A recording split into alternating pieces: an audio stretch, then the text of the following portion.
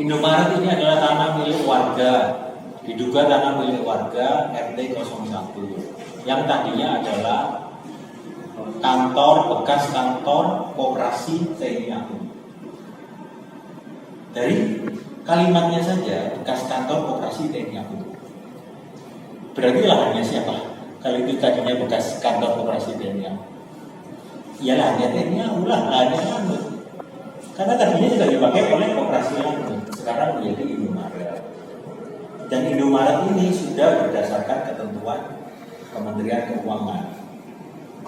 Mereka telah membayar kepada KPKNR sampai dengan dari mulai 2021 sampai dengan 2024 sudah dibayar lunas ke negara.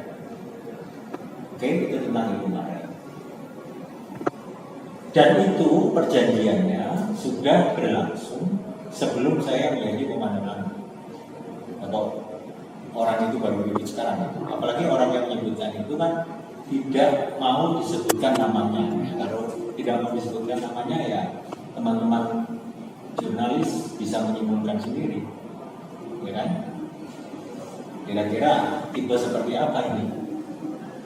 Kalau memang itu tanahnya warga, silakan. Ini buktinya apa? Kan begitu aja. Kalau memang selama ini berlangsung sudah dari saya belum di sini, nggak ada apa-apa.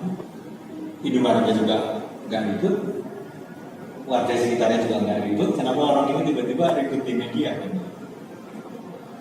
Termasuk saya tidak hanya bilang Indomaret ya, di belakang itu ada warung-warung.